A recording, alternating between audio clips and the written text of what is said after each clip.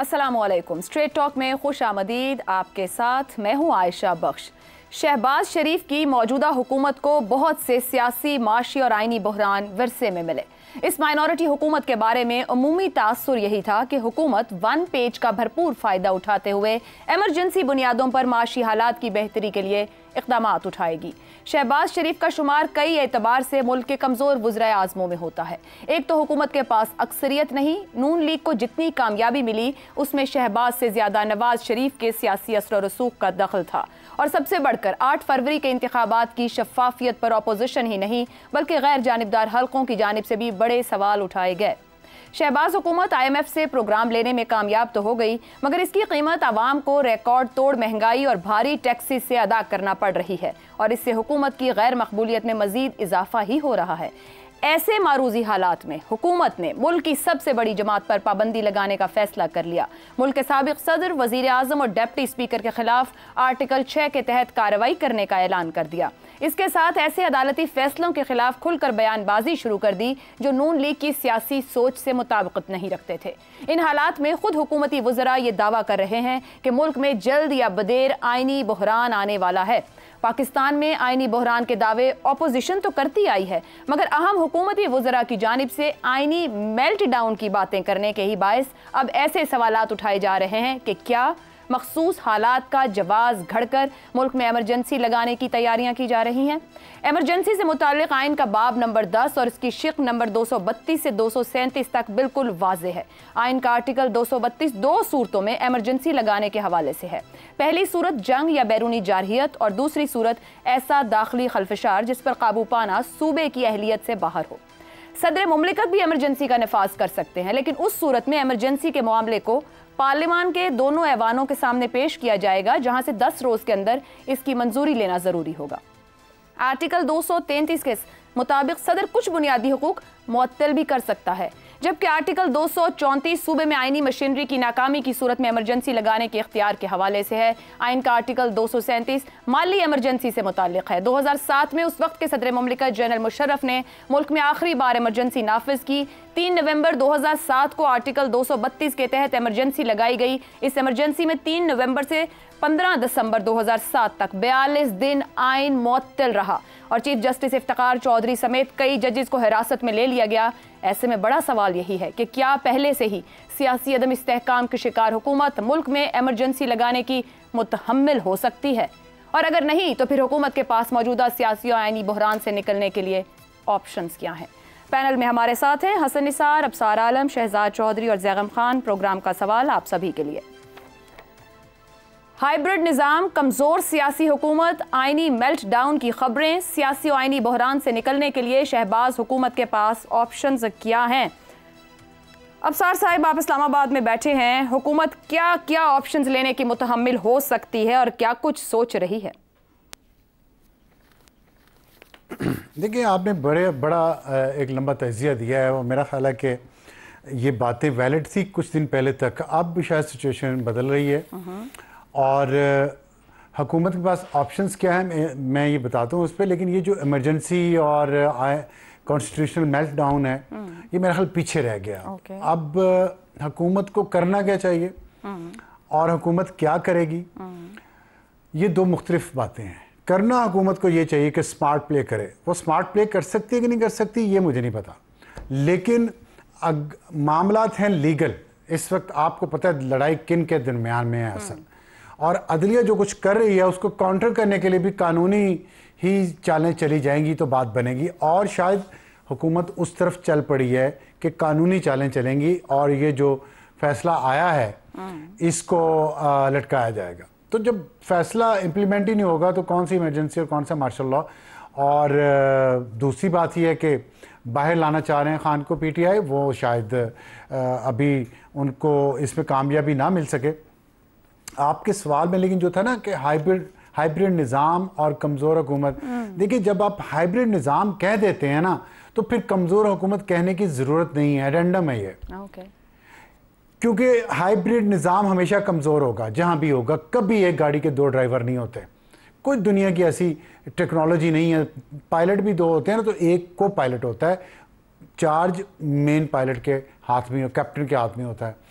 आप ये प्रोग्राम कर रही हैं, अगर 2 एंकर बिठा दें और दोनों अपना अपना सवाल पूछना शुरू कर दें तो मैं तो किसी को जवाब नहीं दे सकूंगा ना। इसी तरह हाइब्रिड निज़ाम में भी जब गलतियां होती हैं, जब आसमान गिर पड़ता है तो उसका जवाब हमने किससे लेना है ये नहीं पता चलता, क्योंकि 2 उसमें कुव्वतें हैं, एक दूसरे पे डालती है, दूसरी पहली पे डालती है, और ये हम पिछले कई दहाइयों से ये करके देख चुके हैं।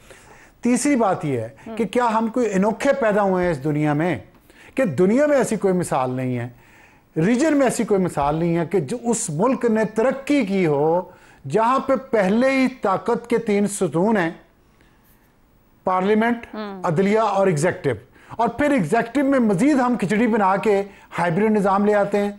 तो भाई ये चलेगी कैसे गाड़ी, इतने सारे ड्राइवर बिठा के? सियासी हुकूमत आती है। मैंने कोई खतरे की बात नहीं की है, हुकूमती वुज़रा ने खतरे की बात की है, मेरी तरफ से कोई खतरे की बात नहीं हुई। नहीं, मैं एक बात मुझे बताइएगा, शहबाज शरीफ साहब को पायलट है या पायलट है? पर्सनल ले जाया करें बातों सर मैं तो अब आप मुझसे बात करें ना तो फिर मैं आपको, आप शहबाज शरीफ साहब को पायलट है पायलट है? आपसे मुराद था कि आपने जो मेंशन किया है, जाहिर वुज़रा हैं, उसमें तजिया निगार भी हैं जिन्होंने ये बात की है। मैं तो मैंने तो सिर्फ ख्वाजा आसिफ साहब को सुना था।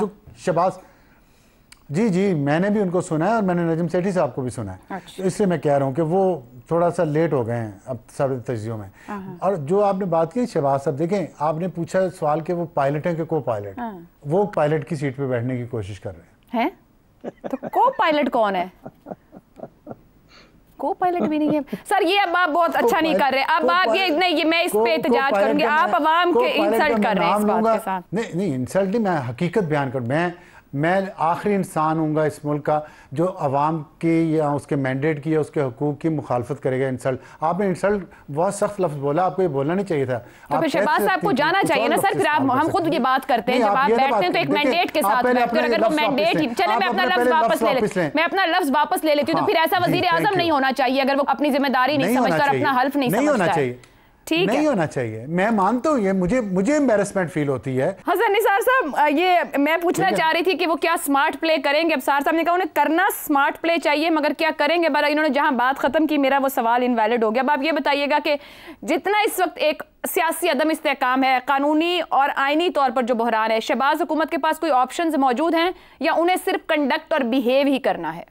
जो मैक्रो लेवल का सच है कि साबिका और हालिया मुल्क की जो कंडीशंस हैं, गवर्नेंस के जो उसूल हैं, the way this country is running, कोई भी कुछ नहीं कर सकेगा। मार्क बर्ड्स, इधर उधर पलसेटे जितने मारनी, जितनी कौडी खेड़नी खेल लो, और ये मुल्क झूठ पे चल रहा है। मुझे कल कोई बहुत सीनियर आदमी एक बात बता रहा था, मैं आई फेल्ट वेरी एम्बैरेस्ड। उसने कहा ये जो मीटर काट के ले जाते हैं, ये बदबख्त उसके मालिक ही नहीं होते।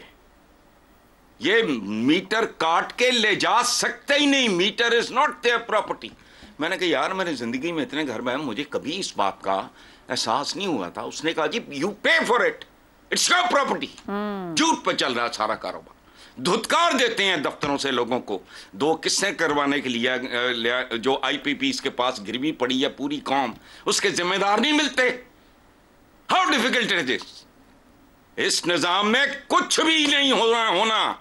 शहबाज शरीफ तो बेचारा सैचुरेशन पॉइंट उसका आ गया था। पहले ऊपर भरा बैठा हुंदा सी, थले बैठ के अपनी इधर उधर तकरीरां ते आया, वो हिला हलू के माइक काम कर लिया, तो उसका भरम भरम बना हुआ था फेक किस्म के प्रोजेक्ट्स में, वो एक्सपोज हो जाना था। इसमें तो अच्छा खासा बंदा, मैं बार बार कहता हूं इस मुल्क में जौहरी बुनियादी तब्दीलियों पे तवज्जो दो। कौन देगा? तुम्हारी याशें नहीं खत्म हो रही, लोगों के पास रोटी नहीं है। तजीनो और आयश अभी प्रेसिडेंट हाउस की पता नहीं कितने अरब की। आज यार कोई अक्ल को हाथ मारो, कौन करेगा इसमें कुछ? बहुत बात है, कोई भी कुछ नहीं कर सकेगा। तो फिर क्या होगा? या हालात बदलो, फिर जो होता है इस तरह तो होता है, जिस तरह तो होता है, जिस तरह के कामों में वही होगा। तरह नहीं भुगत चुके, कुछ भी नहीं। इस वक्त भी एक नाम है, एक झंडा है, कौमी तराना है। 24 करोड़ की आबादी है, 24 करोड़ डायरेक्शंस में। का खुदा का खौफ। अभी तजीनो और आयश किसकी? प्रेसिडेंट हाउस की। वो डूबी मरो यार। लोगों के ऊपर क्या बीत रही है, वो क्या फील करते होंगे। जिस मुल्क का आम शहरी उसके लिए वो इररेलेवेंट हो जाए, उसका उस पर भरोसा उठ जाए, उसका यकीन उठ जाए, उस पर आप कोई अगर चला सकते हो तो कोई वो नया जीनियस को ढूंढ लो। अपनी अकल तो यही कहती है। जीनियस ढूंढ के तो हम वैसे ही कौम थक चुकी है, जीनियस मत ढूंढिएगा। शहजाद साहब फिर मौज करो। शहजाद साहब, क्या शहबाज हुकूमत स्मार्ट प्ले करते हुए, कानूनी चालें चलते हुए पूरी सिचुएशन से निकल जाएगी, या जिस तरह की बातें वज़रा की जानिब से की जा रही थी अभी भी वो मुमकिनात मौजूद हैं? नहीं, वो तो अबसार साहब कहते हैं शहबाज हुकूमत जो है वो कंट्रोल में ही नहीं है। और आप उनसे को पायलट का पूछ रही थी, जब पायलट का ही नहीं पता तो को पायलट का कैसे पता लग सकता है? तो पायलट को पहले होना चाहिए अपनी जगह के ऊपर, फिर को पायलट की बात की जा सकती है ना। तो जब पायलट ही मौजूद ना हो तो को पायलट क्या कर सकता है? और को पायलट इतना तजर्बाकार काबिल नहीं होता, वरना वो अकेला ही जहाज उड़ा लेता।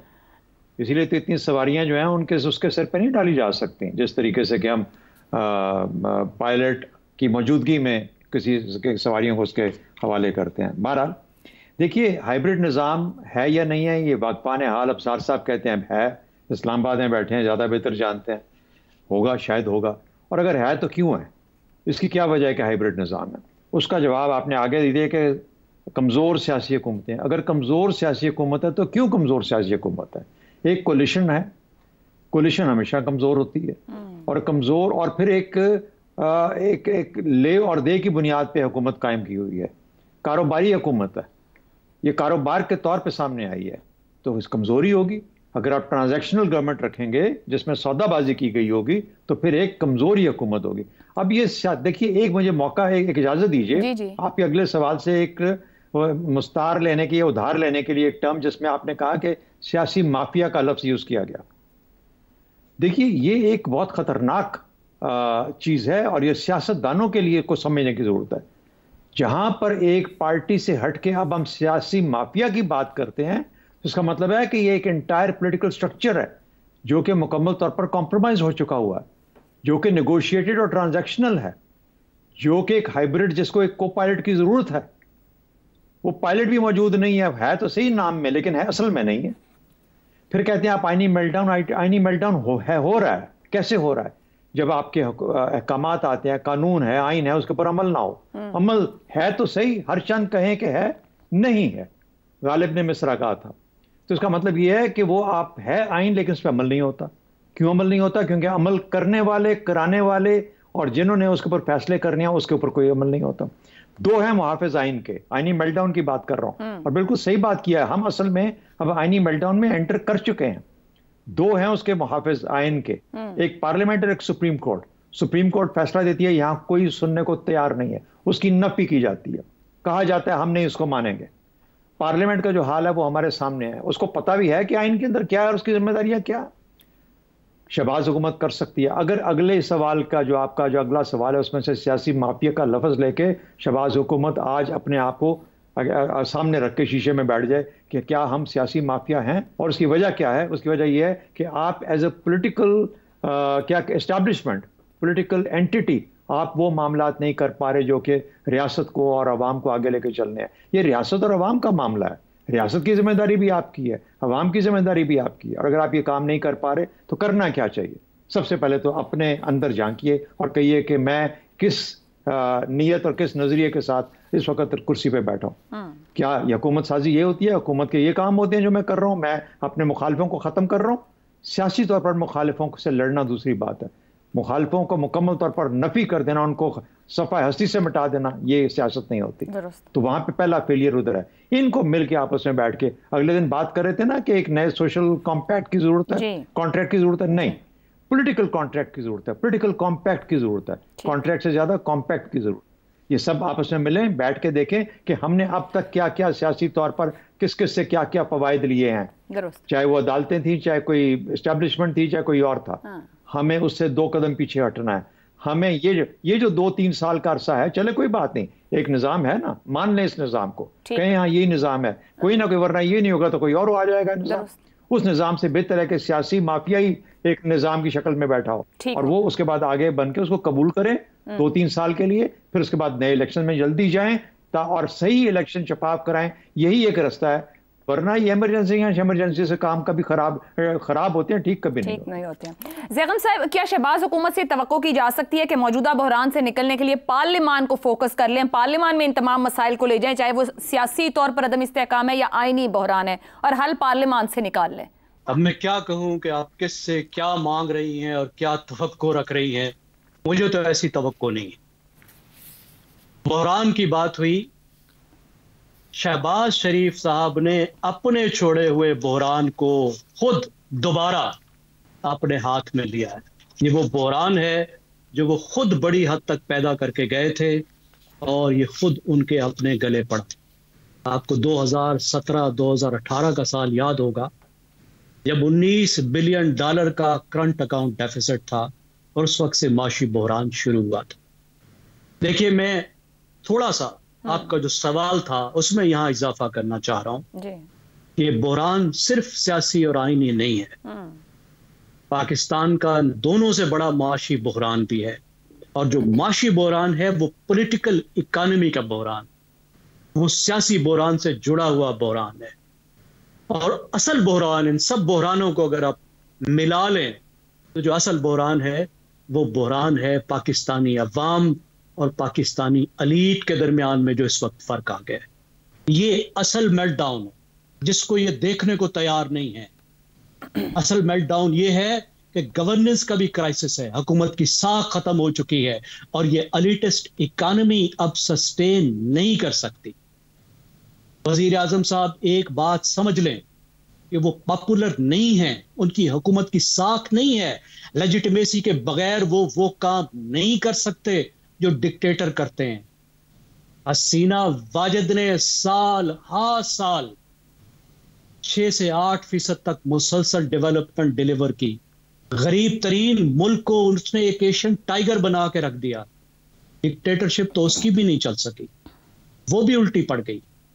तो ये मुल्क की मईशत को तबाह करने वाले बगैर लेजिटिमेसी के ये डिक्टेटरशिप का काम करेंगे और हुकूमत चला लेंगे। ये इमरजेंसियां लगाएंगे और हुकूमत चला लेंगे। ये मुल्क की सबसे बड़ी पार्टी को, अपनी अपोजिशन को रगड़ा लगाएंगे, मैदान खाली करेंगे, अथॉरिटेरियनिज्म बनाएंगे और ये मुल्क चला लेंगे। वाकई क्या इनकी यही फहम है? क्या ये अवाम में नहीं निकलते? क्या ये बबल में घुस गए हैं? इन्हें चाहिए ये कपड़े बदल के, जो हम वो खलीफों के सुनते हैं ना कहानियां पुराने बादशाहों के, कि वो चादरें ओढ़ के अवाम में जाया करते थे। ये जरा अवाम में जाएं। साहब, अवाम में जाने जितनी भी से ना रह गई हो तो कैसे जाएंगे? देखिए, मैं इसीलिए कह रहा हूं कपड़े बदल के जाएं, भेष बदल के जाएं, नकली मूछे लगा के जाएं, दाढ़ी लगा के जाएं, चादरें ओढ़ के जाएं, ताकि इनको पता तो लगे ना कि खल्के खुदा कहती है तुझको खल्के खुदा गायब आना क्या। और मैं इसरार करूंगा बड़े एहतराम के साथ कि हमें सोशल नए कॉन्ट्रैक्ट की जरूरत है। और मैं जब सोशल कॉन्ट्रैक्ट कह रहा हूं तो मैं सोशियो इकोनॉमिक कॉन्ट्रैक्ट कह रहा हूं। ठीक है, मैं एक नई इकोनॉमी की भी बात कर रहा हूं, क्योंकि जितना ये सियासी आईनी बहरान है उससे ज्यादा ये माशी बहरान है। पता होना चाहिए वजीर आजम साहब की कि उनकी हुकूमत जो है वो क्रोनी कैपिटलिस्ट की भी हुकूमत है, वो खाली सियासतदान नहीं है। वो और उनके वज़रा और उनके साथ वाली पार्टी वो क्रोनी कैपिटलिस्ट भी हैं। तो ये मईशत को भी इनको बदलना होगा। और इस वक्त खुदा के लिए भूल जाएं सियासत को, निकल गई हाथ से। भूल जाएं हुकूमत को, निकल जाएगी, पता नहीं कब आएगी। मुस्तकबिल के लिए कुछ कर गुजरें, मुस्तकबिल के लिए कुछ कर गुजरें और तारीख के लिए। और जितनी गुफ्तगू ये बता रही है कि बहरान एक तरह का नहीं है, सियासी भी है, सोशल भी है, माशी भी है और कंट्रोल में भी कुछ नहीं है। जो तमाम फेलियर्स हैं, क्या सियासी माफिया ही इस निज़ाम को चलने नहीं दे रहा? इस पर गुफ्तगू करेंगे ब्रेक के बाद। प्रोग्राम में एक बार फिर खुश आमदीद। DGISPR मेजर जनरल अहमद शरीफ चौधरी ने कहा है कि अज़्म इस्तेहकाम फौजी ऑपरेशन नहीं, मुहिम है। एक सियासी माफिया इसके खिलाफ खड़ा हो गया है। इंतहाई संजीदा मसाइल को भी सियासत की नज़र कर देते हैं। बयानिया बनाया गया कि ऑपरेशन हो रहा है, लोगों को बेदखल किया जा रहा है। असल में अज़्म इस्तेहकाम का मकसद दहशतगर्दों और क्रिमिनल नेक्सस को तोड़ना है। एक मजबूत लॉबी चाहती है कि ये मकासद पूरे ना हो। करीबन 32,000 मदारिस में से सिर्फ 16,000 ही रजिस्टर्ड हैं। क्या ये काम फौज ने करना है? इस साल 22,400 से ज्यादा ऑपरेशन हुए, लेकिन बलूचिस्तान में सिर्फ 10 और खैबर पख्तूनख्वा में सिर्फ 14 कन्विक्शंस हुई हैं। लाखों की तादाद में नॉन कस्टम पेड गाड़ियां मौजूद हैं। इन्हीं गाड़ियों के अंदर दहशतगर्द भी ऑपरेट करते हैं। बेनामी प्रॉपर्टीज, बेनामी अकाउंट्स, ये सब गैर कानूनी स्पेक्ट्रम का हिस्सा है। अफगानिस्तान का 6 मुल्कों के साथ बॉर्डर है, बाकी मुल्कों के साथ तो वो पासपोर्ट के साथ जाते हैं। फिर हमारी सरहद पर क्यों तस्करे या शनाख्ती कार्ड दिखाकर अंदर चले जाएं? रोजाना की बुनियाद पर करोड़ों रुपए तेल की स्मगलिंग से बनाए जाते हैं। 50 से 60% गैर कानूनी सिगरेट बिकते हैं, जिसमें माफिया शामिल है।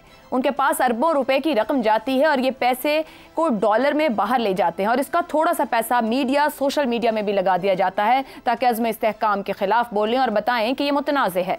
मिसिंग पर्सन, अमन मार्च, अपनी फौज, इंटेलिजेंस एजेंसियों, पुलिस के खिलाफ बातें शुरू हो जाती हैं। आपका अदालती निज़ाम 9 मई के मनसूबा साजों को ढील दे रहा है। एहतजाज और लॉ एंड ऑर्डर सूबाई हुकूमत की जिम्मेदारी है, फौज की नहीं। सियासी जमात अपनी ही सूबाई हुकूमत के खिलाफ किस बात का एहतजाज कर रही है? ये डिजिटल दहशतगर्दी है। जिस तरह दहशतगर्द बम पकड़ता है तो डिजिटल दहशतगर्द फेक न्यूज के जरिए इज़्तिराब फैला के अपनी मर्जी मुसल्लत करता है। दोनों का हदफ सिर्फ फौज है। डिजिटल दहशतगर्दी के खिलाफ खड़ा होना होगा। वक्त आ गया है पूरी कौम खड़ी हो जाए। डिजिटल दहशतगर्दी से फौज और अवाम के रिश्ते को कमजोर किया जा रहा है। इसी पर गुफ्तगू करेंगे। पैनल के लिए सवाल।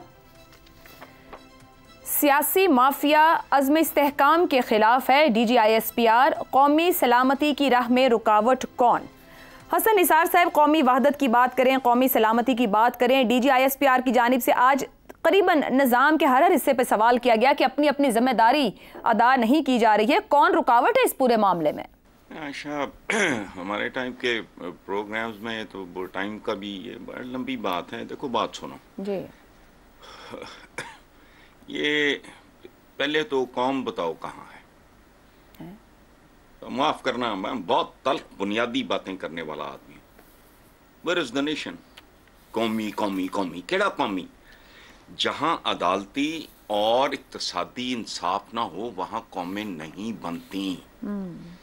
अमेरिका मेल्टिंग पॉइंट है। America is a nation of Nations. उनका ना कोई आगा ना पीछा, रलदा ही कुछ नहीं। लेकिन कुछ चीज़ें थीं जो उसको गैर कौमी को भी कौमी बना देती हैं और कुछ हैं जो कौमियों को भी जत्थों धड़ों में तब्दील कर देती हैं। हम एक गली में इकट्ठे लोग नहीं हैं। हम मजहबी हवाले से, सियासी हवाले से, इक्तसादी हवाले से तो मिडिल क्लास का तो उन्होंने वैसे ही उसकी तो रीढ़ की हड्डी उसे कहते हैं, रीढ़ की हड्डी चबा गए हैं। अच्छा, आप कहते हैं, अच्छा पहले ये टर्म जो इस्तेमाल किया आपने, सियासी माफिया नहीं, यहाँ सब माफियास हैं और सियासी माफिया नहीं है, सियासी माफियास हैं। और बाकी ये रूहानी, कारोबारी, सियासी, इंतजामी, अखलाकी, ये रहनुमा नहीं है, ये राजन है, ये दिहाड़ीदार है। ये तो है हकीकत। और कौम शाम के भी कौम कहाँ है भाई? पहले तो कौम लाओ, फिर उसमें इत्तेहाद की बात करो, उसमें तवाजुन की बात करो, उसकी तरबियत की तालीम। कौम तो थी ना, इत्तेहाद भी था। ये खुद से डिवाइड कर दिया, तकसीम डाल दी है अपनी अपनी छोटी छोटी सी सल्तनत कायम करने के लिए। नहीं, शुरू से नहीं, नहीं ऐसा नहीं है। प्लीज नहीं Ayesha, please be serious about it. हम तो जट, गुज्जर, डाई, कश्मीरी, बट उसमें से नहीं निकल सके। खुदा का वास्ता, तुम्हारे मुहावरे क्या है? चौधरी है, कमी है, और तू जानता नहीं मैं कौन है। अच्छा, बंदा पूछे तू की करते हो गए? ठीक है, खुदा का खौफ करें यार। ठीक कभी नहीं, इसको बनने ही नहीं दिया गया। सही हो गया, याद रखना।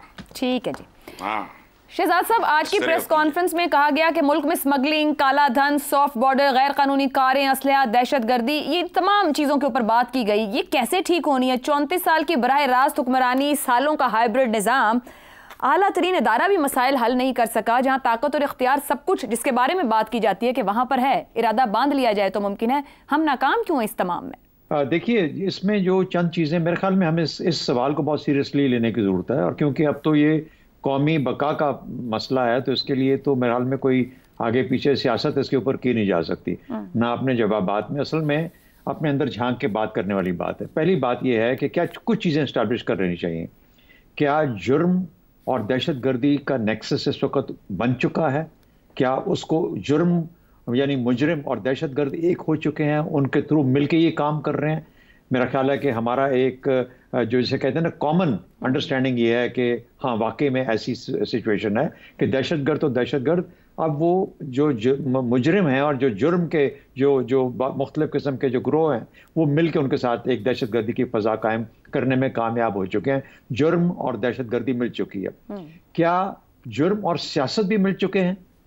इसके ऊपर बात बहुत होती है, लेकिन इसको मानने के लिए या अपने खुले दिल के साथ मानने के लिए इस वक्त कोई कहने को तैयार नहीं है ये चीज़, क्योंकि इस वक्त हमने एक पॉलिटिकल और मिलिट्री डिवीजन के अंदर अपने अपने मोर्चों का दिफा करना है, इसलिए हम ये बात मानने को तैयार नहीं है। लेकिन हकीकी तौर पर जो जिक्र किया गया, चाहे वो स्मगलिंग का जिक्र है, चाहे वो गाड़ियों की स्मगलिंग का जिक्र है, चाहे वो टैक्स को अवॉइड करने का जिक्र है, चाहे वो डीजल और पेट्रोल इंपोर्ट होने का बगैर इजाज़त के का उससे ताल्लुक है, या सिगरेटों के स्मगलिंग का जिक्र है, ये स्मगलिंग और सियासत का जो नेक्सस है ये बड़ा वाज़ेह और खुल के हमारे सामने आ चुका, ये भी एक हकीकत है।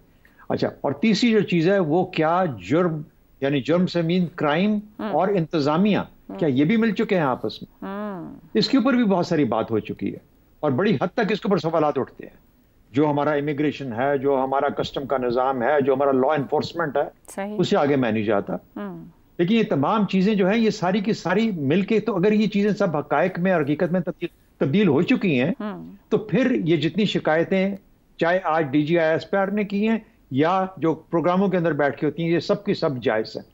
इसका तरीका क्या है कि अगर आप कानून को कानून मानते हैं, आइन को आइन मानते हैं, किसी निज़ाम को निज़ाम के तौर पर चलने रहना देते हैं या चलाने की अहलियत रखते हैं, तो फिर आप अहलियत भी रखें, चलने भी दें और फिर आइन और कानून के मुताबिक उसके ऊपर अमल भी करें। दूसरी बात, मैं मुकम्मल तौर पे एग्री करता हूं कि कौन सी 21वीं सदी की रियासत है जहां पर ईज ऑफ जो फैसिलिटी सहूलतकारी है, सहूलतकारी है कि हाँ इतने लोग आ सकते हैं, जा सकते हैं, क्योंकि 1892 के अंदर किसी ने कोई एक चीज साइन किया था जिसकी वजह से। क्या हालात बदल चुके हैं? क्या दुनिया बदल चुकी है? जियो पॉलिटिक्स बदल चुकी है? तो अगर ये बदल चुकी है और एक नेशन स्टेट का जो आम तासर है और जो जरूरत है उसकी वो एक मुख्तलिफ है, तो फिर हम किस तरीके से अपने बॉर्डर को एक सॉफ्ट बॉर्डर रख सकते हैं?